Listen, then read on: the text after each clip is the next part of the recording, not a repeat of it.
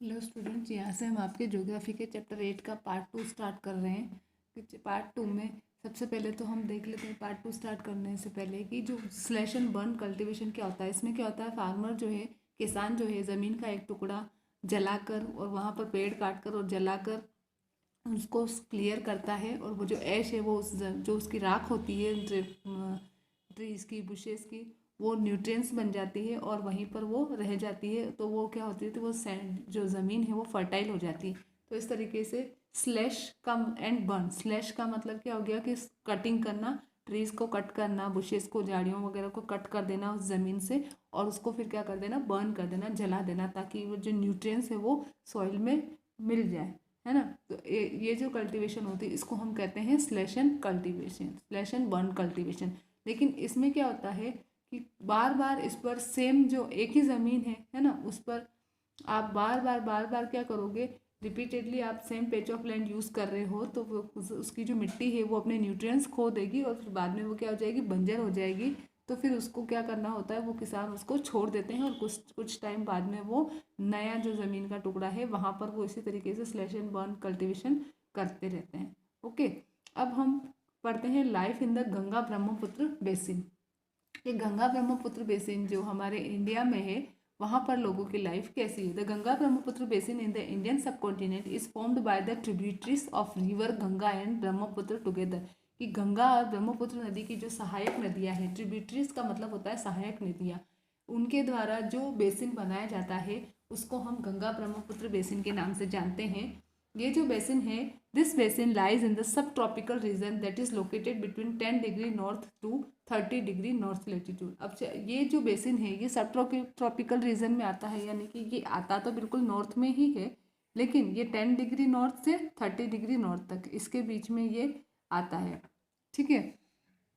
अच्छा, गंगा नदी की जो ट्रिब्यूटरीज है, the tributaries of the river Ganga like Ghaggar, the Son, the Chambal, the Gandak, the Kosi and the tributaries of Brahma drench this basin. इस बेसिन में घग्गर, सोन, चंबल, गंडक, कोसी और ब्रह्मपुत्र नदी की जो सहायक नदियाँ होती है वो सब आती है। Find names of some tributaries of the river Brahmaputra by looking at the atlas. Atlas में देखकर आप इसकी जो ब्रह्मपुत्र नदी की जो कुछ जो ट्रिब्यूटरीज है वो आप देख सकते हो। अच्छा, ब्रह्मपुत्र जो रिवर है उसका अलग अलग स्टेट में अलग अलग नाम है। ब्रह्मपुत्र रिवर के अलग अलग स्टेट में अलग अलग नाम है, ठीक है। The main feature of this basin, ये जो गंगा ब्रह्मपुत्र बेसिन जो है इसके जो मेन फीचर्स है वो ये हैं।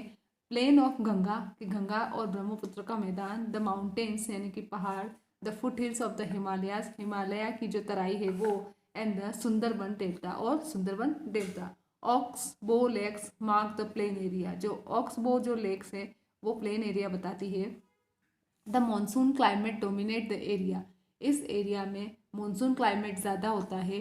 The monsoon bring rain from mid June to mid September, और यहाँ पर जो बारिश जो होती है वो लगभग मिड जून से लगाकर मिड सेप्टेम्बर तक होती है। The winters are very cool and summers are hot, यहाँ पर सर्दी में बहुत ठंड होती है और गर्मियों में बहुत गर्मी होती है।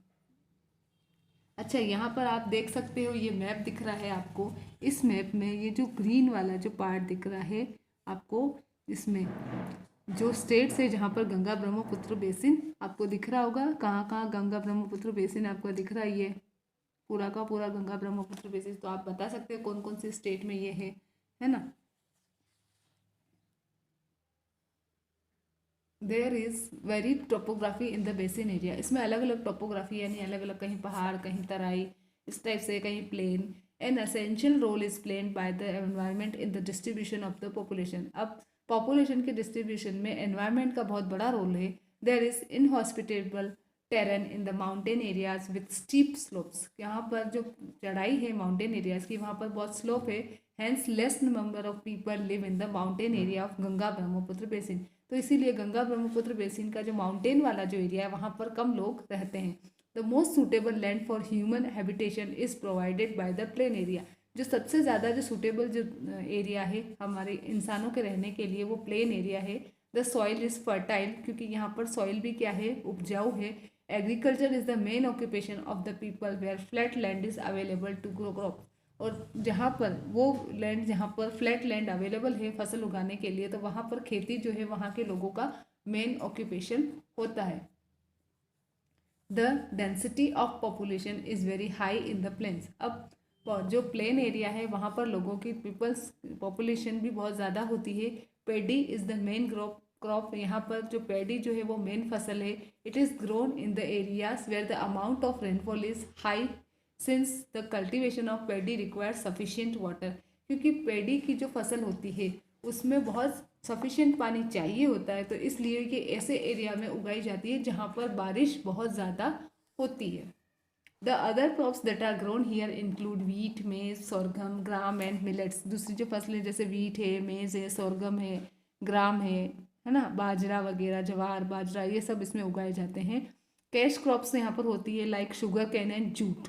कौन कौन सी कैश क्रॉप होती है? Sugarcane and jute. In some areas of the plain banana plantations are seen. हाँ, प्लेन के कहीं कहीं पर किसी किसी इलाकों में आपको केले की खेती भी दिख जाएगी, बनाना प्लांटेशन दिख जाएंगे।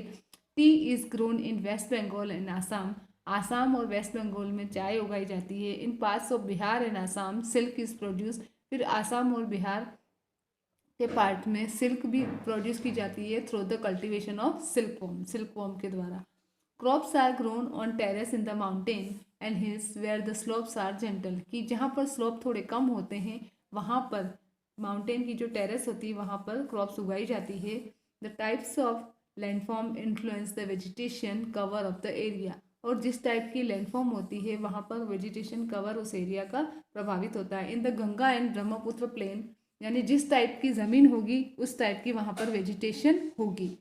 इन the Ganga and Brahmaputra plain tropical deciduous trees grow along with teak, sal and peepal. जो गंगा ब्रह्मपुत्र का जो प्लेन वाला जो एरिया है जहाँ पर वहाँ पर ट्रॉपिकल deciduous ट्रीज मिलते हैं जैसे कि साल, टीक और peepal. In the Brahmaputra plain thick bamboo groves are common. और ब्रह्मपुत्र का जो प्लेन है वहाँ पर जो बैम्बू के जो ग्रूव्स है, बांस के जो खेती है वो कॉमन है। The mangroves the mangrove forest cover the delta area. और जो डेल्टा एरिया वहाँ पर मैंग्रोव फॉरेस्ट है। Because the climate is cool and the slopes are steep coniferous trees. क्योंकि क्लाइमेट बहुत ठंडा होता है और जो ढलान है बहुत ही ज़्यादा होता है, उसकी वजह से कॉनिफेरस ट्रीज जैसे कि पाइन, देवदार एंड फिर जो है वो यहाँ पर आप उत्तराखंड, सिक्किम और अरुणाचल प्रदेश के पार्ट्स में देख सकते हैं। Diverse variety of wild life is found in the basin. Ganga Brahmaputra basin में बहुत टाइप की वाइल्ड लाइफ जो है वो पाए जाते हैं, जैसे वन हॉर्न राइनोसोर्स, क्रोकोडाइल, ये सारे यहाँ पर मिलते हैं। तो elephants, tiger, deer, monkeys are common. यहाँ पर एलिफेंट, टाइगर, डियर, मंकी ये सब तो कॉमन है। The one horn rhinoceros is only found in the Brahmaputra plain. कि ये जो वन हॉर्न राइनोसोरस होता है सिर्फ ये ब्रह्मपुत्र प्लेन में ही मिलता है। Bengal tiger, crocodile and alligator are also found in the delta area. और जो डेल्टा वाला एरिया है वहाँ पर बंगाल टाइगर है, क्रोकोडाइल है और एलिगेटर है, ये भी मिलते हैं। Aquatic life abound in the fish river water. कि जो एक्वेटिक लाइफ है जैसे कि फिश है वो भी यहाँ पर मिलती है in the river waters, the lakes and the Bay of Bengal sea. The most popular varieties of the fish are the rohu, catla and hilsa. यहाँ पर जो सबसे जो फेमस जो फिश की वेराइटी है वो है rohu fish, katia and hilsa. Fish and rice is the staple diet of the people living in the area. इस एरिया में जो लोग रहते हैं वहाँ पर मछली और चावल यहाँ का मुख्य भोजन है। लेक क्या होता है? एक सोर्स ऑफ लिवलीहुड हो सकता है। कि भूषण एक फिशरमैन है जो कि गांव में रहता है, मटवाली माउंट विलेज बिहार के। वो एक बहुत ही हैप्पी मैन है आज। ही क्लीन द मॉन और द ऑक्स बाउ लेक टू कल्टिवेट। उसने क्या किया? जो ऑक्स बाउ लेक जो था उसको कल्टिवेट किया different varieties of fish with the help of follow fisherman. उसके साथ के जो फिशरमैन थे रविंदर, किशोर, राजीव और दूसरे के साथ में। फिर जो लोकल वीट थी है ना, that grows in the lake is the food of the fish. वो वहाँ की मछलियों का भोजन थी। The land around the lake is fertile. और उस लैंड के उस लेक के आसपास की जो ज़मीन थी वो बहुत ही उपजाऊ थी। तो उसने क्या किया? ही सो क्रॉप्स, वहाँ पर उसने फसल उगाई जैसे कि paddy, maize and pulses. Buffalo को उसने वहाँ पर खेत जोतने के लिए यूज़ किया। The community is satisfied. वहाँ पर जो लोग रहते थे वो सेटिस्फाइड थे क्योंकि वहाँ पर इनफ फिश थी उनके पकड़ने के लिए, ठीक है, फिश के खाने के लिए इनफ फूड था, है ना, और वो उनके मार्केट में भी बेच सकते थे। They have even begin to supply them to the neighbouring town. अब उन्होंने आसपास के जो टाउन थे वहाँ पर भी उन्होंने फिशेस सप्लाई करना स्टार्ट कर दिया था फिश को। The community is living in harmony. यहाँ पर जो लोग रहते थे वो आपसी सामंजस्य के साथ रहते थे, नेचर के साथ सामंजस्य बनाकर चलते थे। फिश कल्टिवेशन जो था वहाँ पर उसको कोई भी खतरा नहीं था। As long as pollutant from nearby town are not dispose into the lake water, क्योंकि आसपास के जो टाउन्स थे वहाँ से कोई भी कचरा वगैरह पॉल्यूटेंट्स जो थे उस लेक वाटर में नहीं आ रहे थे। अच्छा, in the fresh water of river Ganga and river Brahmaputra a variety of dolphin locally known as susu also called blind dolphin is found. कि जो गंगा रिवर और ब्रह्मपुत्र रिवर है उसका जो फ्रेश वाटर है वहाँ पर एक डॉल्फिन जिसका नाम सुसु है वो मिलती है। द प्रेजेंस ऑफ सुसु is an indication of the health of the river. कि जहाँ पर वो सुसु फिश मिलती है वो रिवर की जो हेल्थ है उसके बारे में बताती है। अगर वहाँ का वाटर अच्छा होगा तो वहाँ पर वो फिश मिलेगी, और अगर वाटर अच्छा नहीं होगा, वाटर पॉल्यूटेंट होगा, पॉल्यूट होगा, तो वहाँ पर ये सुसु फिश नहीं मिलेगी। The untreated industrial and urban waste with high amount of chemical are making this species to deplete. और क्योंकि जो इंडस्ट्रीज़ का और अर्बन का जो वेस्ट आ रहा है, जो केमिकल्स जो आ रहा है, उसकी वजह से इस जो स्पेशीज़ है ये सुसु फिश इसको आज खतरा हो गया है। There are several big towns and cities in the Ganga Brahmaputra plain. अब गंगा ब्रह्मपुत्र प्लेन में बहुत सारी बड़ी बड़ी सिटीज़ और टाउन्स है। द सिटीज़ ऑफ इलाहाबाद, जिसको अब प्रयागराज के नाम से जानते हैं, कानपुर, वाराणसी, लखनऊ, पटना, कोलकाता, है ना, जिसकी पॉपुलेशन क्या है अबव 10 लाख से ज़्यादा है लगभग, वो इसी गंगा रिवर के किनारे बसे हुए हैं। The waste water from these towns and industries are dumped into the rivers. इन्हीं टाउन से और इंडस्ट्रीज से जो है वेस्ट वाटर जो है इन्हीं रिवर्स में आता है, which lead to the pollution of the river, जिसकी वजह से इन नदियों में पॉल्यूशन फैलता है। अच्छा, 2 अक्टूबर 2014 को स्वच्छ भारत मिशन जो है हमारे इंडियन प्राइम मिनिस्टर ने लॉन्च किया था। इसका एम क्या था कि हम सैनिटाइजेशन पे, स्वच्छता पर फोकस करें और यूनिवर्सल सैनिटाइजेशन कवरेज करें। In the Ganga Brahmaputra basin all the 4 ways of transport are well developed. Ganga Brahmaputra basin में जितने भी ट्रांसपोर्ट के जो वेज है, तरीके हैं, सारे के सारे अच्छे डेवलप्ड हैं। In the plain areas the roadways and railways are used as means of transport by people to move from one place to another. जो प्लेन वाला एरिया है वहाँ पर रोडवे रेलवे यूज़ किए जाते हैं एक जगह से दूसरी जगह जाने के लिए। The waterways is an effective means of transport along the reverse. और नदियों में जाने के लिए वाटरवेज बहुत अच्छा माध्यम है।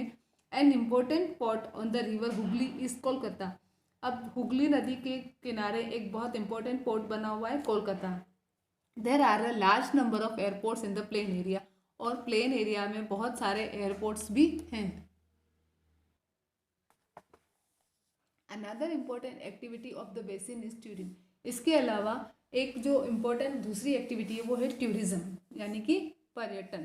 Taj Mahal on the bank of river Yamuna in Agra, Allahabad on the intersection of the river Ganga and Yamuna. कि गंगा और यमुना नदी के जहाँ पर इंटरसेक्शन हो रहा है, दोनों आपस में जहाँ पर इंटरसेक्ट हो रही है एक दूसरे से, वहाँ पर यमुना नदी के किनारे ताजमहल बना हुआ है, जो कि टूरिज्म के हिसाब से बहुत ही इम्पोर्टेंट है। Buddhist stupas in Uttar Pradesh and Bihar, Lucknow with its Imambara, Assam with Kaziranga and Manas with wildlife sanctuaries, and Arunachal Pradesh with the distinct tribal culture are some places which should be once visited by everyone. कि जैसे कि बुद्धिस्ट, उत्तर प्रदेश के जो बुद्धिस्ट स्तूप है, बिहार के, उत्तर प्रदेश के लखनऊ के जो इमामबाड़ा है, आसाम का काजीरंगा और मानस है जहाँ पर वाइल्ड लाइफ सेंचुरीज है, अरुणाचल प्रदेश की जो ट्राइबल कल्चर है, ये सब ऐसी कुछ जगह हैं जहाँ पर हर एक को घूमने जाना चाहिए। यहाँ पर आपका ये चैप्टर ओवर होता है। इसके बाद इसके आगे से हम आपकी एक्सरसाइजेस स्टार्ट करते हैं। Now we start our exercises. Number 1 is Amazon basin is also referred as, Amazon basin को और किस नाम से जानते हैं? सब कॉन्टिनेंट, इक्वेटोरियल रीजन या पोलर रीजन। किस नाम से जानते हैं? इक्वेटोरियल रीजन, क्योंकि ये इक्वेटर के आसपास है। सेकेंड है the small river that join the main river are known as, कि छोटी छोटी नदियाँ जो मुख्य नदी को ज्वाइन करती है वो क्या कहलाती है? डिस्ट्रीब्यूटरीज, ट्रिब्यूटरीज या ओशियन। क्या कहलाती है वो? Tributaries. So B is the right answer. Okay, number 3 है the people of Amazon basin practice, Amazon basin के लोग क्या करते हैं, स्टेप फार्मिंग, शिफ्ट फार्मिंग या स्लैश एंड बर्न फार्मिंग, तो वो क्या करते हैं, slash and burn farming. So C is the right answer. Number 4, the Ganga Brahmaputra basin is in, Ganga Brahmaputra basin कहाँ है, Indian subcontinent, African subcontinent या अमेरिकन कॉन्टिनेंट, कहाँ है ये, Indian subcontinent. So A is the right answer. Number 5 है, the one horn rhinoceros is only found in Brahmaputra plain, कहाँ है वो, गंगा प्लेन, ब्रह्मपुत्र प्लेन या अमेजन बेसिन, तो कहाँ मिलता है ये, बी, ब्रह्मपुत्र प्लेन में। Okay, now fill in the blanks. Fill in the blanks में आपका फर्स्ट है, the place where a river flows into another body of water, कि वो जगह जहाँ पर एक नदी दूसरी वाटर बॉडी में जाकर फ्लो करती है, it is known as river's mouth, किस नाम से जाना जाता है वो, रिवर्स माउथ। नंबर 2 है, Sundarban delta is located in, Sundarban delta कहाँ लोकेटेड है, इन गंगा ब्रह्मपुत्र बेसिन, कहाँ लोकेटेड है, गंगा ब्रह्मपुत्र बेसिन। नंबर 3 है, द स्टेपल फूड मेन्यू, जो स्टेपल फूड मेन्यू है उसको और किस नाम से जानते हैं, it is also known as cassava, किस नाम से जानते हैं, कसावा। नंबर 4 है, an important port on river Hooghly is, जो इम्पोर्टेंट पोर्ट हुगली रिवर पर है वो क्या है, कोलकाता, क्या है, Kolkata.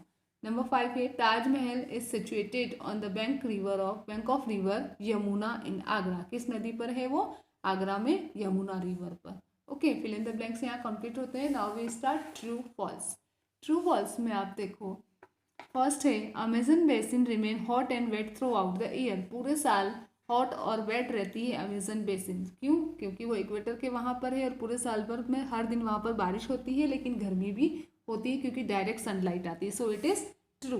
Okay, number 2, in slash and burn farmer clean a piece of land by slashing houses, slash and burn में किसान क्या करते हैं, ज़मीन का टुकड़ा घरों को जलाकर साफ करते हैं। सो इट इज़ फॉल्स, जलाते तो हैं बट वो क्या जलाते हैं, ट्रीज और बुशेस जलाते हैं, हाउसेस नहीं जलाते हैं। So it is false. Okay, number 3, monsoon brings rain from mid June to mid September in Ganga Brahmaputra basin, Ganga Brahmaputra basin में मिड जून से मिड सेप्टेम्बर तक मॉनसून बारिश लेकर आता है। It is true.